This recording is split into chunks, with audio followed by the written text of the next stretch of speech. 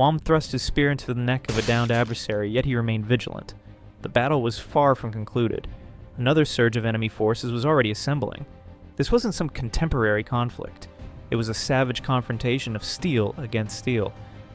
When the engagement finally concluded in triumph, Wom didn't rejoice like his fellow soldiers. Instead, he carried a crushing burden of remorse for those who had perished. Close by, his squad mates had encircled a wounded foe, the man desperately clinging to existence. They attempted to end his misery, but failed to hit the critical point, leaving him moaning in torment. With an exasperated exhale, Wom advanced, shoved them to the side, unsheathed his blade, and finished it efficiently. Wom wasn't originally from this realm. He used to be an office worker named Takuriso. On his commute to the office one morning, he experienced a piercing pain in his chest and fell unconscious. That day, his existence as Takuro terminated abruptly. But the man who received his second chance at life in an unfamiliar new realm is now called Wom. While offering prayers for the deceased, Wom was disturbed by his squad mate Jose, who informed him it was time to reassemble. On their journey back to the encampment, Jose praised him for eliminating 9 adversaries that day and said he must feel accomplished. Wom only responded that there was nothing to feel accomplished about. He didn't kill to increase his tally. He killed because it was his obligation. When the nation commands kill, it's his responsibility to comply. He's merely fulfilling his function as a combatant. Jose ridiculed him for being overly earnest, and they departed the battleground for camp. That evening, while Wom was consuming rations, someone placed an arm across his shoulder. It was their squad commander, Dway. He was intoxicated, lauding Wom for eliminating 9 adversaries, but boasting that he still prevailed because he killed 15. Wom simply went along with it, claiming he could never surpass the commander. Then someone interrupted their discussion, saying the sole reason Dway prevailed was because he possessed a skill. He added that magic was one thing, but skills were essentially cheating. Jose introduced them, their new additions, Burrito and Noir. The squad commander pointed at Burrito and said it wasn't cheating since it was his own ability. The two began disputing. Noir then inquired if it was accurate that the squad commander's skill could slice through any armor. Dway grinned, flexed his muscles, and confirmed it was accurate. Wom and Jose started discussing the distinction between magic and skills. Jose said the squad commander's skill was no laughing matter. He alone could alter the course of war. He admitted he desired a skill himself because it could make him wealthy, then asked what Wom would prefer, magic or a skill. Wom took a sip of alcohol before responding that if he could obtain one without cost, he'd select magic. They both glanced at the hairless magic practitioner from their squad, and Wom said, "Magic sure was something pleasant to fantasize about." Nekutse made a face and immediately called out to the squad commander saying, "Wom has aspirations now, coming from a guy so earnest he even used maximum force against a child." The squad commander, concerned, asked if Wom had injured his head or something, since that wasn't characteristic of him at all. Wom just closed his eyes and disregarded the two as they continued talking. Later that evening, the squad commander grew serious and informed the entire squad that from now on, they'd be engaging in continuous battles, and starting tomorrow, their next adversary would be mired. Today's battle was merely the preliminary course. Their actual objective was mired, and all forces were commanded to assemble at Sarah City. From tomorrow on, they'd be marching to war once more.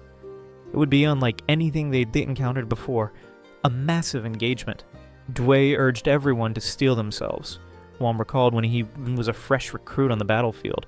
Back then, he'd wavered when killing a combatant pleading for clemency. While he wavered, an adversary crept up behind him and nearly struck, but the squad commander and Jose rescued him, shouting that it wasn't the moment to space out. That same voice now told him not to space out again. They had reached Saraya City. As they traversed the streets, Dway informed them they just had to wait until tomorrow. Jose invited Wom to drink with them. Along the route, Wom noticed a malnourished young woman selling herself on the street. Beggars and prostitutes filled the road, and Jose cautioned them to be vigilant. The woman grabbed Wom by the cloth and propositioned herself, but he declined. She looked down in despair. Seeing that, Wom retrieved his pouch and gave her some currency for sustenance. The woman teared up, expressed gratitude, and ran into an alley. Jose told Wom not to feed them excessively. If word spread, beggars would overwhelm him. He told him not to let his compassionate nature overcome him. Wom nodded and said he'd be vigilant next time. Jose was surprised. Despite Wom being so bloodthirsty in combat, he still possessed a gentle side. He reminded him that regardless of they were just combatants. Seeing the destitution around him reminded Wom of when he first arrived in this realm. His family couldn't survive on agriculture alone, which was why he became a combatant. Without that option, his parents, siblings, and he would have ended up like the beggars in the streets. Dway then told them about Sarah City's past. It used to be a prosperous land. 5 years ago, it was still territory of the Konoha Kingdom, non-Highserk domain, but Konoha began fortifying its borders and conflicting with Highserk. At first, Dway was astonished they even managed to triumph and defend a settlement. He recalled realizing that the beans he frequently consumed were considered livestock feed here. This land had once been abundant with expansive fields, bountiful harvests, and plentiful sustenance. Shozi inquired what occurred. Dway explained that the Mirrored Grand Duke was a former Konohan aristocrat who betrayed Konoha during the conflict, aligning with the Farius Kingdom. The combined Farius and Mirrored armies crushed Konoha's territories, invading and burning everything in their path until the kingdom was devastated. The Grand Duke seized the domain, and Mirrored became an autonomous nation. The land turned barren because the country had been sold out to its neighbors. The Highserk Empire delayed its counteroffensive for years, due to a shortage of troops. The hatred Konoha's people held for Mirrored and Farius ran deeper than their grudge against Highserk, deep enough that they joined sides in the invasion of Mirrored. They arrived at the tavern and Dway told the two that the drinks would be on him tonight. They had a toast for the upcoming invasion war. Wom dipped his bread in the soup and was surprised at how delicious it was. He had thought he had had sufficient bean soup for a lifetime, but tasting this altered his perspective. The three of them drank happily until midnight. Wom, on the verge of vomiting, excused himself. When he was gone, Jose told the squad commander that he's always like this before a war. Outside, leaning on the wall, Wom reflected on what he had done today. He felt conflicted, and thought of himself as a hypocrite and a murderer. The next morning, the army assembled at the training hall. On the podium stood the commander of the invasion, Gerard Bergerer. He energized the army, calling them the symbol of bravery of their empire. With this bravery, he said they would finally conclude the 5-year conflict. He told them not to be afraid to trample their adversaries, and to show them who they declared war against. With a loud roar, he screamed, "Kill them all!" The army cheered, raising their weapons. Wom thought about how he would be killing again, but quickly reminded himself that it's kill or be killed. Jose asked why he looked so pale, but Wom replied that it was just a hangover. Jose, concerned, told him that if something was troubling him, he was happy to listen. The Empire's army then departed from Saria City and was divided into 3 large troops. All routes leading to Mirrored territory were targeted for capture, particularly the huge fort that blocked the main road guarded by 3,000 soldiers. Dway's squad was assigned to that fort, Sarah's paramount fort. Dway assembled everyone and gave directions. While Wom was smoking by a tree, Jose grabbed Burrito's groin to ease the tension. He then went close to Noir, but Wom stepped forward and warned him that he would not tolerate any form of brutality against women. Jose then told the 2 recruits that this would be their first real castle siege. They would be thrown onto the front lines, and newcomers could easily perish in hand-to-hand combat, but he assured them that if an adversary came, Wom would handle it. He said Wom was a professional who could kill dozens with a plain expression. Wom told Jose not to portray him as some battle maniac, though he didn't want to see newcomers die either. Noir still couldn't help but feel nervous, but decided to trust Wom anyway. Moments later, the war horn sounded. The battle had begun. Dway slapped Wom on the back and tried to motivate him. The army started marching toward the castle wall. The soldiers held large shields, big enough to cover several people, while also carrying sacks of dirt. The enemy fired volleys of arrows at them, and one arrow in particular was far stronger than the others, decimating a soldier's head. Dway warned everyone that the enemy had a skill user who used hard shoot. Wom cursed the situation, and told Noir to stay close to the shield if she wanted to live. The soldiers hurried toward the wall, but as they got closer, the enemy began bombarding them with different kinds of magic. While holding the shield, Wom cracked a joke to lift morale. Surprisingly, it worked. Dway, irritated, hurled a large rock that hit the skill user in the head. He then ordered everyone to quickly surround the wall. They immediately piled up the soil they carried to reach the rampart, some even using earth magic to speed up the process.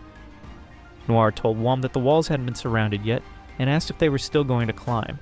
But then an order came from the battalion commander. An all-out attack to break through the walls. They set up ladders and the soldiers charged, climbing toward their deaths. Wom told Noir to stay close, but as the soldiers reached the top, the enemy greeted them with spears. One soldier aimed his bow at Wom, but Willard, the bald magic user, covered for him, launching an ice spike into the enemy's face. When Wom finally reached the top, he swung his sword, killing one enemy instantly. Shock spread among the soldiers. He quickly moved to another opponent who deflected his attack and tried to counter, but Wom blocked it with his shield and stabbed the soldier in the face. The man fell and screamed, terrifying the enemies around him. Then he heard Noir call for help. She was about to be killed by a knight wielding a halberd. Wom acted fast and threw his shield, but the knight cut it in two. Wom was surrounded, but he still taunted the knight, saying he was only good against new recruits. The bait worked and the knight charged at him. Wom barely dodged the attack and tried to counter, but his strike didn't even leave a dent in the knight's armor. The knight grazed Wom's arm, drawing blood. Wom knew that if he took too long, the knight would kill Noir. Normally, someone like this would be fighting their squad commander, but Dway couldn't reach the rampart because of the chaos below. Wom had no choice but to take down the knight himself. Before he could plan, the knight charged again. Wom dodged, took a deep breath, and readied his stance. He rushed forward, but because of the knight's longer reach, Wom was wounded in the shoulder. The knight followed with another stab, grazing Wom's cheek. The knight sensed something strange. His halberd should have hit Wom's eye, but it missed. Then he saw a faint magical barrier surrounding Wom. Power surged through Wom's body, and his sword suddenly felt light. The knight charged again, but Wom met his attack head-on, slashing through the knight's shield and arm in one blow. The knight could only ask why Wom was laughing maniacally as he fell. The enemy soldiers froze in fear. They had just watched an ordinary soldier defeat their commander. A large explosion erupted behind them. Dway's squad had broken through. The enemy's morale collapsed, and now they were being surrounded. Wom ran to Noir, asked if she was okay, and checked her wound. Seeing it wasn't deep, he told her to be careful since the battle wasn't over yet. Wom took a shield from a corpse and rejoined Dway's squad. He charged into the enemy lines, cutting through them easily. He couldn't help but test his newfound power. After the enemies on the rampart were massacred, Dway and Jose commended Wom, glad that he had gained a skill. Jose told Wom to rest and leave the rest to them. Noir called out to him and thanked him for saving her. She said she could return to the front lines again. Wom smiled, just happy she was safe. Later, Wom sat down and sighed in relief that he made it out alive. He rested, surrounded by corpses. Shortly after the fort surrendered, the battle that began in the morning ended just before sunset. And yet, this was only the outpost at the border. Wom's job was far from over. A few days later, Dway's squad found themselves deep in the forest investigating an attack on their supply line. The attackers reportedly had 2 magic users with them. Noir asked if what she was seeing was also caused by magic. Before them lay the corpse of a Highserk soldier, half of his face crushed. It had been a few days since the siege. Some enemy troops had managed to escape and started waging guerrilla warfare along the forest roads. The Highserk army on its way to the mired capital was forced to halt, suffering heavy losses in both supplies and soldiers. Wom studied the corpse, and knew right away it wasn't done with a halberd. Dway told him it was caused by a shield. That meant the person responsible had a skill. Dway explained it could be someone with the iron wall skill. With that, even a wooden shield could hit like solid iron. If you got struck by it, you'd end up like this poor guy. Wom grew uneasy. They'd be facing both a magic user and a skill user, and Myard was clearly willing to use people like that in their ambushes. Jose added that an entire company had already gone out to find them, but they just lost 30 men instead. The enemy should have been defeated by now, but they were stubborn. As they walked, Wom lit a cigarette. Blowing out a puff of smoke, he asked Jose if the smell of the tobacco could give them away. Jose just laughed and said their stench was probably stronger than the smoke anyway. Burrito joked that maybe they should wear perfume instead. Joy laughed and told him to wear a skirt too. Maybe the enemy would show up faster. Wom couldn't help but smile at their banter. Then Noir pointed at something ahead. "What's that?" she asked. It was a decomposing corpse hanging from a tree. Jose told her those were forest people who'd sold information to the Meyer troops. Noir wavered at the sight, disturbed by the brutality. Wom told her about his rookie days, how he also wasn't used to seeing things like this. That changed when dozens of his friends were killed by people just like them. Still, Noir couldn't help but feel bad. Wom just sighed and took another drag from his cigarette. Burrito asked if they'd get to keep the loot once they wiped out the enemies who attacked the caravan. Jose told him it wouldn't be easy. It'd be like fighting both Dway and Wom at once. As they kept joking around, a loud explosion suddenly echoed nearby, snapping everyone to attention. Wom crushed his cigarette and readied his halberd. Jose shouted that the enemy was about 300 meters away, and Dway ordered everyone to attack from the right and flank them. The squad dashed toward the explosion and caught the enemy soldiers off guard. Wom struck first, cleaving one soldier's head in half with his halberd, then lunged at another and stabbed him in the neck. Kosei, while fighting, noticed something and shouted that the enemy troops were being led by adventurers. Adventurers, people who fought demons and cleared dungeons, were far better equipped than normal soldiers. No wonder the mired troops were so skilled at guerrilla tactics. Now only the elite knights remained. Dway faced off against an adventurer with the Iron Wall skill. He asked why the guild was interfering in the war when they had declared neutrality. The shield-bearing adventurer answered that they joined of their own free will. Meanwhile, Wom sensed something coming and instinctively dodged a wind blade from a magic user. He spotted her. A kid, one of the adventurers. He hesitated for a moment, but then steeled himself. Magic users were too dangerous to let live. He charged forward, cutting down 2 enemy soldiers who tried to stop him, slicing the arms off one and stabbing the other in the back. The second soldier fell, begging for help from the adventurer, but Wom told him to give up. No one was coming. He finished him off. The magic user stood frozen, horrified.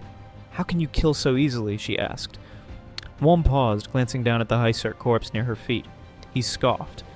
"On the battlefield, you do what you have to. I'm sure you've killed your share, too." He readied his halberd. The girl, on the verge of tears, sent another wind blade his way. Wom slid under it and countered, swinging his halberd down, but she raised her shield in time. It didn't matter. Using his skill, Wom split her shield in two and slashed her arm. She fell to the ground, trembling. He walked toward her slowly as she struggled to get up. "Just give up already," he said.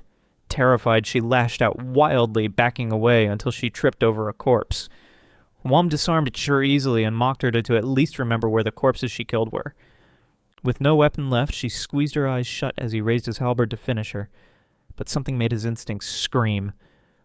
Wom spun and blocked an incoming strike just in time, barely saving himself. He leapt back and clicked his tongue. It was another adventurer, a man named L. He shouted for the girl to stay back. That's when Wom realized the girl was actually their leader. Wom sighed, muttering that he hated this, then lunged at L. The man dodged and slipped behind him, using wind magic to boost his movement. Wom caught on fast. This guy was using body acceleration magic. They clashed, steel against steel. Wom smirked. "You sure you want me as your opponent?" he taunted. Wom's rage bait worked. While they traded blows, the other adventurers were struggling against his squad. Dway had nearly overpowered the Iron Wall user. L tried to finish their fight quickly so he could help his friends. But Wom had already adapted to his movements and dodged everything with ease. Then the adventurer's leader yelled for the others to evade. Willard's fireball hit, burning a bow-wielding adventurer. L screamed her name, enraged, and attacked Wom again, calling him a monster. Wom sneered. "You're no different. You killed too." Enraged again, L struck wildly. Wom parried and stabbed him in the shoulder, pinning him against a tree. Drawing his short sword, Wom prepared to finish him. The girl couldn't believe what was happening. In the blink of an eye, her friends were about to die. In panic, the girl unleashed another wind blade, far stronger than before. Wom stepped back just in time.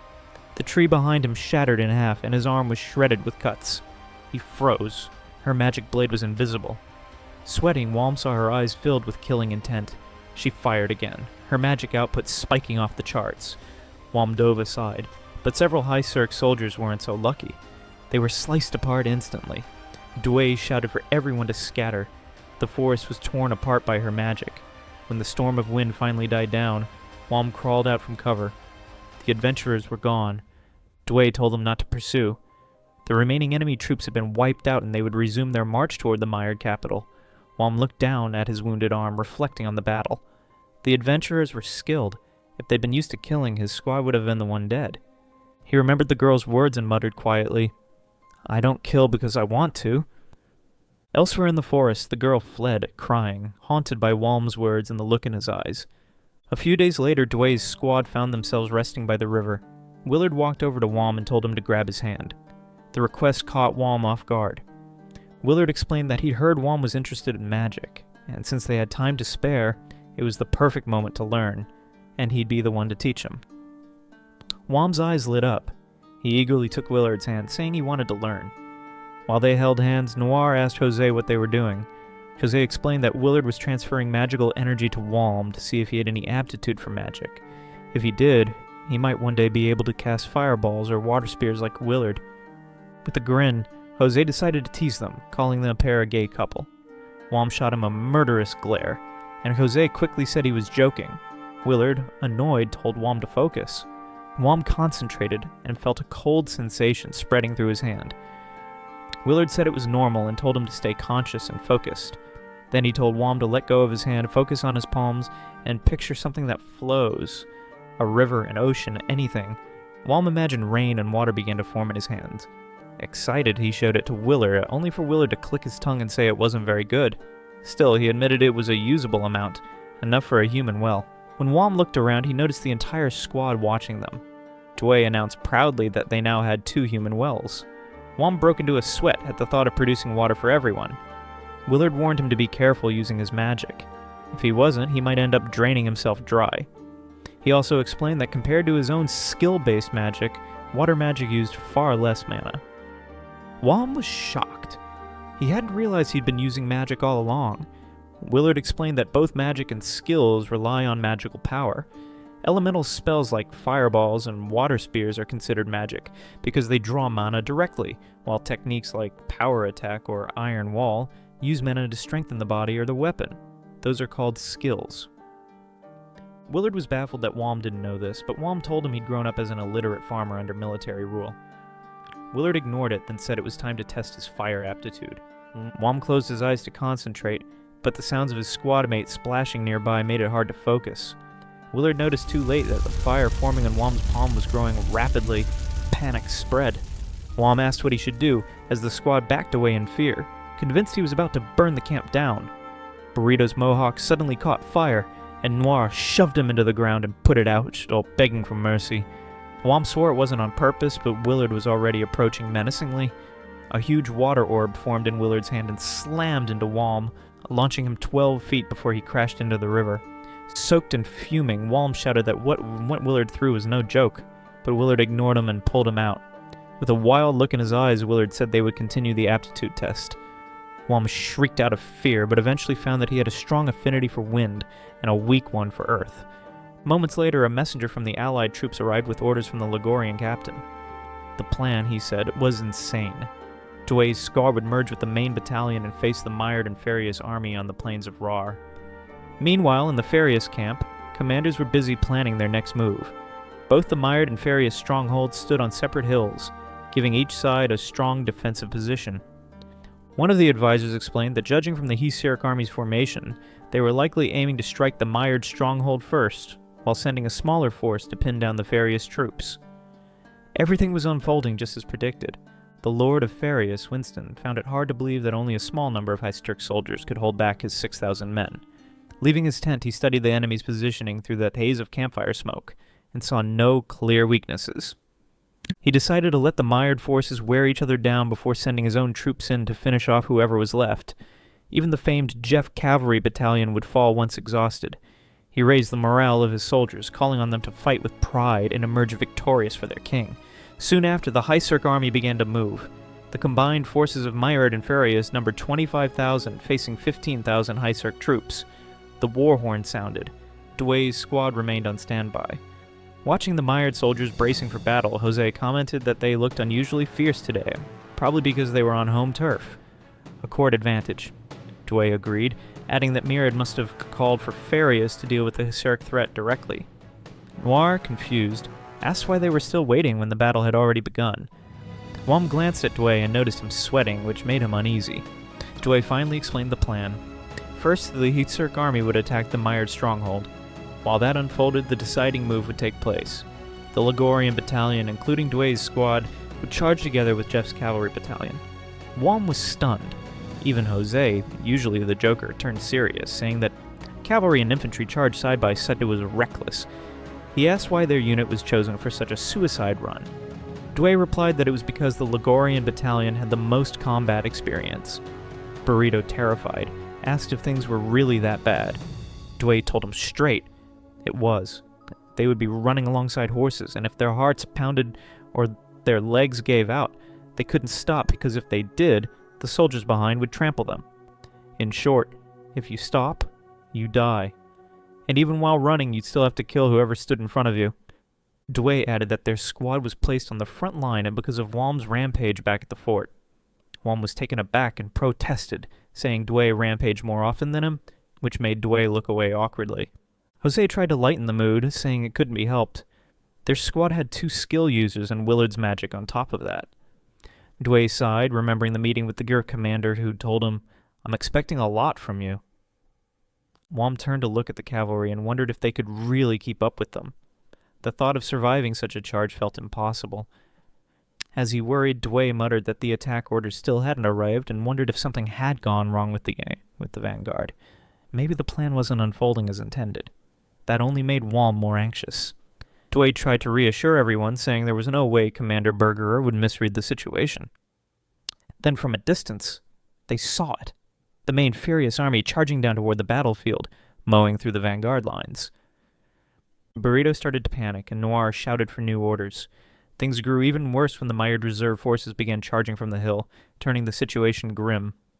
Finally, the attack order arrived, but to their shock, the target was the Furious stronghold instead of the mired one. Confusion swept through the ranks. This wasn't what the plan called for. Before they could question it, Jeff's cavalry battalion had already taken off, thundering toward the Furious stronghold. The soldiers had no choice but to follow. Walm closed his eyes, took a deep breath, and steeled himself. Then he started running, joining the suicide run. While running, Walm was panting hard, surrounded by the sounds of crashing steel and splattering blood. Infantry charged alongside the cavalry. It was chaos. They had to keep running, fighting enemies in front of them without breaking stride. Walm lunged at an enemy soldier ahead, driving his halberd through the man's chest. His body wobbled from fatigue, but he forced himself to keep moving. They were now heading up the hill toward the Furious stronghold. As they ran, Dway shouted over the noise that he finally understood the plan. The Highserk army had pretended to falter on purpose, baiting the enemy to attack there. The original plan they'd been told was just a bluff. A trap. Their allies had been used as decoys, drawing most of the enemy into a fight with Highserk's main force, leaving the Furious headquarters with far fewer defenders. Their real mission was now clear. Destroy the Furious command before the Highserk main army collapsed. Victory depended on it. But the climb up the hill wasn't smooth. Even with fewer soldiers defending it, the slope was littered with spear walls and horse barricades. Dway ordered Walm and Willard to use their magic. Flames flared in their palms. Fireballs hurled forward, exploding across the barricades and tearing open a gap in the enemy's line. With the defenses blown apart, the guards at the front were overwhelmed and cut down. Dway's squad then rushed to push aside the anti-cavalry fences blocking the path. Using every bit of strength they had left, they toppled the barriers just as Jeff's cavalry battalion came charging from the distance. Jose immediately shouted for everyone to clear the way before they were trampled. The soldiers moved aside and the cavalry thundered through, crushing the remaining defenders as they stormed toward the Furious headquarters. The infantry followed close behind. One Highserk soldier who fell and couldn't get up was trampled underfoot by the wave of men charging forward. Walm's throat burned dry from exhaustion. Dway yelled over the roar of the battle that this was still just the beginning. The enemies they'd fought so far were mixed with non-militia, but from here on, near the Furious stronghold, they'd be facing the main army, the real soldiers. Before Walm could respond, someone attacked him mid-sentence. He managed to block, but the strike was so strong it forced him back. The attacker, a mounted warrior clad in distinctive armor, cut down multiple soldiers in a single charge. Walm realized this wasn't a regular knight. It was one of the Furious royal guards. That meant the general had to be nearby. Walm tried to provoke him, and the guard took the bait, charging straight at him. Their weapons clashed, but the royal guard's strength was overwhelming. Walm barely dodged the next strike and stumbled back. The guard looked stunned that Walm had survived his attack. Meanwhile, Dway's squad was locked in combat with other enemies. It felt endless. Jose shouted that a group on the left flank was retreating. Dway glanced over and saw them. "That's the Furious general!" he yelled, asking for anyone to back him up. But everyone was tied up in their own fights. The enemy soldiers were buying time for their general to escape. Dway cursed, splitting another foe in half. Back on Walm's side, he met the Royal Guard's next strike with his skill, but it wasn't enough. The blow sent him flying 18 feet before he crashed hard into the ground. Somehow, he still stood back up, glaring at the Royal Guard with killing intent. He knew a simple fireball wouldn't work. These Royal Guards didn't fear death. As long as they held the hill, the squad wouldn't reach the enemy headquarters. And if the general escaped, they'd lose everything. Wall made up his mind. He'd burn it all. He started gathering every drop of mana he could, combining fire and wind. The enemy soldiers noticed and rushed him, but Due's squad stepped in to hold them off. Flames began to swirl around Wom, crackling and twisting. Jose shouted for everyone to fall back. The royal guard felt a chill run through him and charged in desperation. Willard yelled for Wom to do it. Wom released everything. A vortex of blue fire erupted around him, expanding outward in a roaring spiral. The royal guard's sword and horse melted in an instant, his armor fusing into his flesh as the heat consumed him. Everything around Wom turned to ash. Back in Winston's tent, one of his advisors urged him to flee. It was too dangerous to stay.